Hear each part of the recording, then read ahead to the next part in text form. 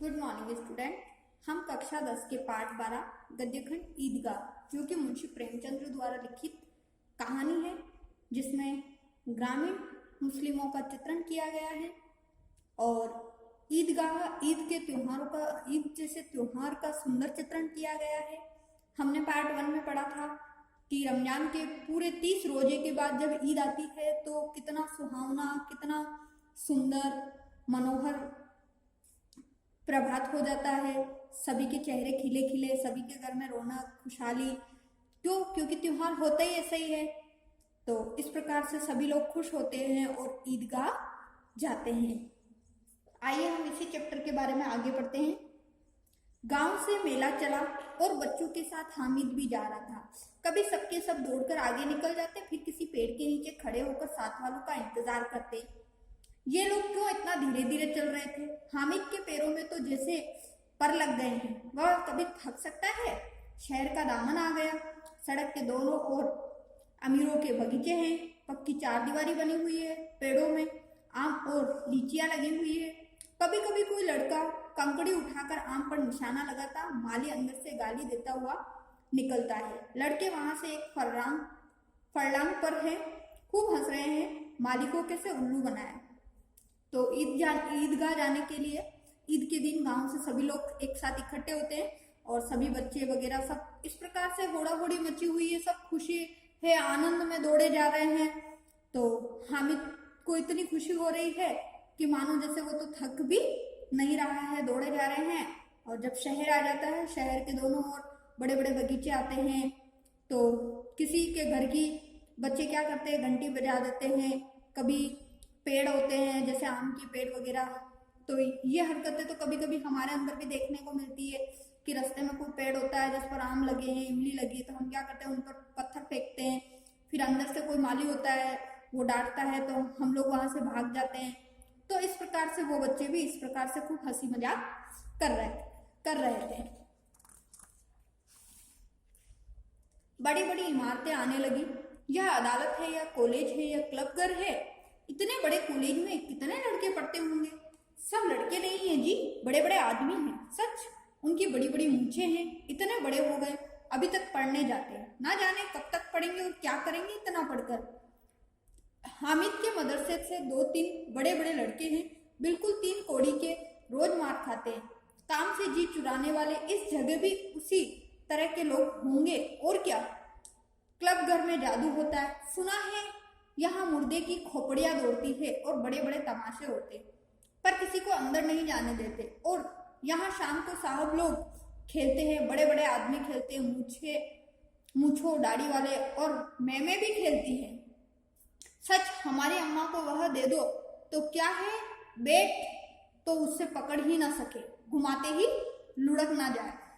तो इस प्रकार से जब वो आगे बढ़ते हैं तो फिर कॉलेज, क्लब, इस तरीके से बड़ी बड़ी बिल्डिंगें, इमारतें आती रहती है और बच्चे आपस में बातें करते जाते हैं।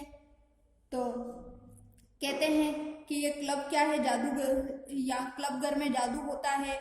और इस प्रकार से फिर बड़े बड़े खेल के मैदान आते हैं जहाँ बड़े बड़े आदमी खेलते हैं, मैम भी खेलती है। तो फिर बच्चे सोचते हैं कि अगर सच में ये बैट जो होता है क्रिकेट खेलने का, वो अगर हमारी अम्मा को दे दिया जाए तो वो तो क्रिकेट या फिर नहीं खेल सकती कुछ भी, और उसको बैट को घुमाते ही वो लुढ़क ना जाए। महमूद ने कहा, हमारी अम्मी जान का तो हाथ कांपने लगे, अल्लाह कसम। मोहसिन बोला, अम्मी मनो आटा पीस डालती है, जरा सा बैट पकड़ लेंगी तो हाथ कांपने लगे। सैकड़ों घड़े पानी रोज निकालती है, 5 घड़े तो मेरी भैंस भी पी जाती है।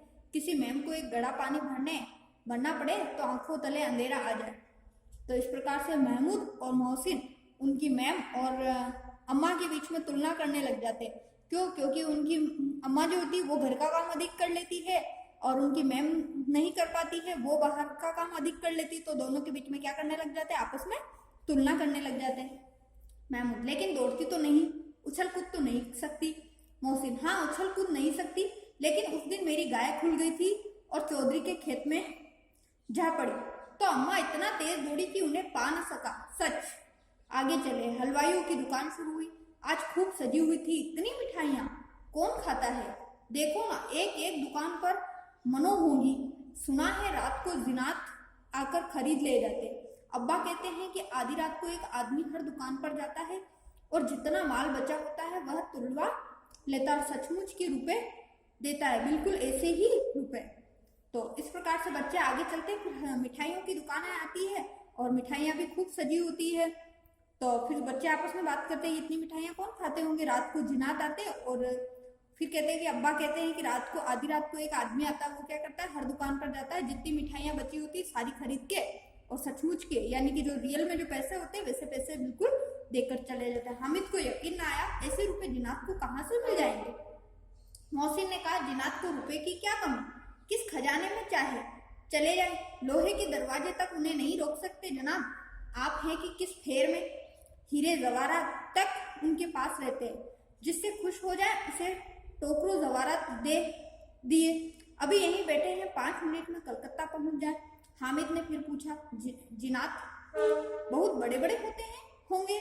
मोहसिन एक एक आसमान के बराबर होता है जी, जमीन पर खड़ा हो जाए तो उसका सिर आसमान से जा लगे, मगर चाहे तो एक लोटे में घुस जाए। हामिद लोग उन्हें कैसे खुश करते होंगे, कोई मुझे वह मंत्र बता दो तो एक जिन को खुश कर लूंगा। तो इस प्रकार से जब जिनात की बातें होने लग जाती है तो हामिद बड़ा भोला सीधा बच्चा होता है, तो वो सोचने लगता है कि काश मैं भी किसी एक जिनात को खुश कर दूं जिससे कि मुझे भी कुछ पैसे मिल जाए और मैं भी खुशी से रहने लगूं, मुझे भी बहुत सारी खुशियां मिल जाए।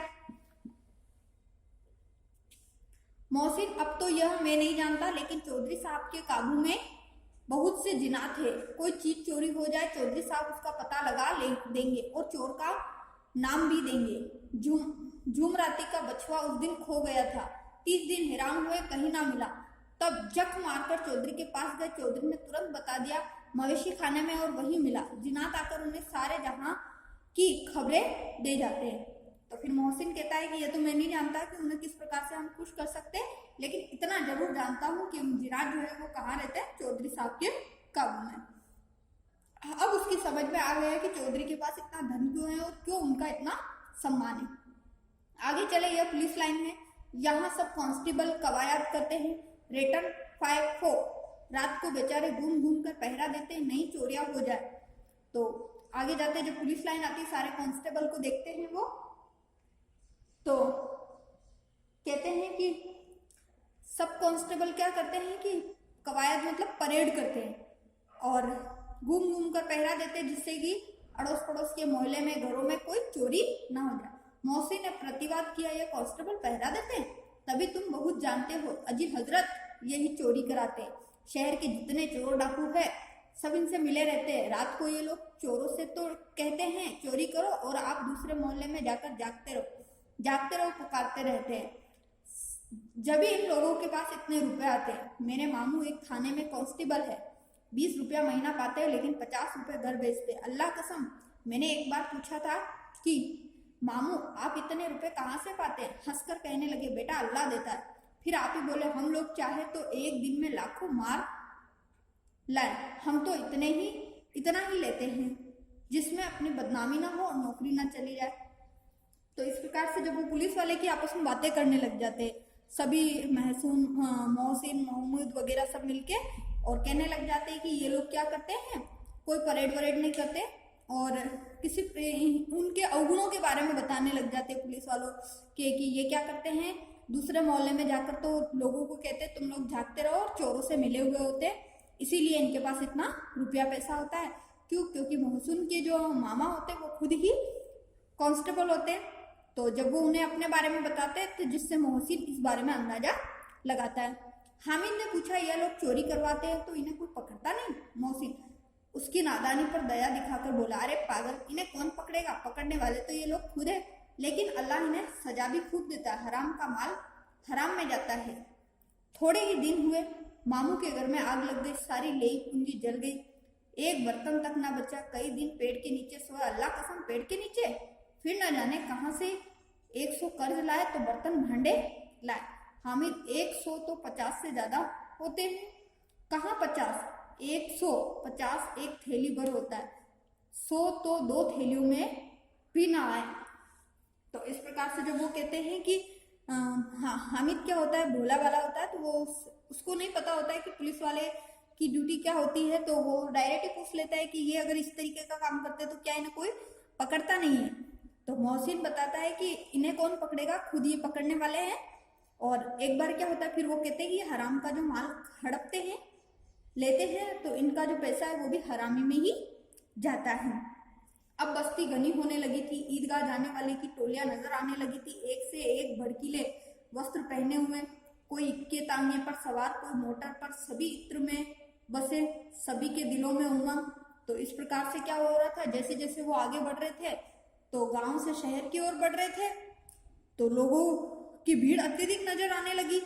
और भड़कीले कहने का मतलब ये कि सबने सुंदर सुंदर चमकीले वस्त्र पहन रखे थे, कोई तांगे पर सवार था, कोई मोटर पर सवार था, और सभी इत्र में बसे थे, अर्थात मतलब सबने परफ्यूम वगैरह लगा रखा था। सभी के मन में खुशी थी। ग्रामीणों का यह छोटा सा दल अपनी विपन्नता से बेखबर, संतोष और धैर्य में मग्न चला जा रहा था। बच्चे के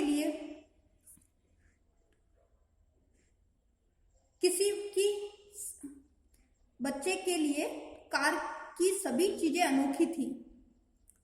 सॉरी, यहाँ पे मिसप्रिंट है कोई वर्ड। बच्चों के लिए नगर की सभी चीजें अनोखी थी, जिस चीज की ओर ताकते ताकते ही रह जाते, और पीछे से बराबर हॉर्न की आवाज होने पर भी न चेतते। हामिद तो मोटर के नीचे जाते जाते बचा। तो इस प्रकार से जब गांव में रहने वाले लोग शहर में आते तो उनके लिए हर चीज क्या होती है, अनोखी होती है, देखने योग्य होती है, तो वो हमेशा क्या करते हैं, जो चीजें उन्होंने देखी नहीं वो ताकते ही रह जाते हैं। सहसा ईदगाह नजर आया, ऊपर इमली के घने वृक्ष की छाया, नीचे पक्का फर्श है जिस पर जाजिम बिछा हुआ, जाजिम मतलब जो बिछाने की चादर होती है वो, और रोजगारों की पंक्तियां एक के पीछे एक, ना जाने कहां तक चली गई, पक्की जगत के नीचे तक, जहां जाजिम भी नहीं। नए आने वाले आकर पीछे की कतार में खड़े हो गए, आगे जगह नहीं, यहाँ कोई धन और पद नहीं देखता, इस्लाम की निगाह में सब बराबर है। इन ग्रामीणों ने भी वजू किया है, वजू करना मतलब हाथ पैर धोना। जब हम भी किसी मंदिर मस्जिद में जाते हैं तो अपने हाथ पैर को शुद्ध करके जाते हैं, और पिछली पंक्ति में खड़े हो गए। कितना सुंदर संचालन, कितनी सुंदर व्यवस्था, लाखों सिर एक साथ सिजदे में झुक जाते हैं। सिजदे में झुक जाना मतलब नमाज पढ़ते समय मत्था टेकना। फिर सबके सब एक साथ खड़े हो जाते, एक साथ झुकते और एक साथ घुटनों के बल बैठ जाते हैं। कई बार यही क्रिया होती है जैसे बिजली के लाखों बत्तियां एक साथ प्रदीप्त हो और एक साथ बुझ जाए। यही क्रम चलता रहा। कितना अपूर्व दृश्य था, जिसकी सामूहिक क्रियाएं विस्तार और अनंतता हृदय को श्रद्धा, गर्व, आत्मानंद से भर देती थी। मानव भातृत्व का एक सूत्र इन समस्त आत्माओं को एक लड़ी में पिरोए हुए है। तो इस प्रकार से आगे बढ़ते बढ़ते अचानक से ईदगाह आ जाता है, तो वहां पर झाजिम बिछी हुई, चादर बिछी हुई है, सब लोग एक एक लाइन में खड़े हुए हैं नमाज पढ़ने के लिए। और इस प्रकार से जब इस तरीके का एक सुंदर दृश्य उनको देखने को मिलता है, इतनी सुंदर व्यवस्थाएं हैं, और मानो ऐसा प्रतीत हो रहा था कि ये सामूहिक क्रियाएं जो हो रही थी, इससे ऐसा प्रतीत हो रहा था कि सभी लोगों का जो हृदय है वो श्रद्धा के भाव से भरा हुआ है, और सभी के अंदर भातृत्व का एक सूत्र, मतलब कि ये सभी जो आत्माएं हैं भाईचारे की, प्रेम की, समानता के भाव लिए खड़ी है। सभी के अंदर भाईचारे का प्रेम है।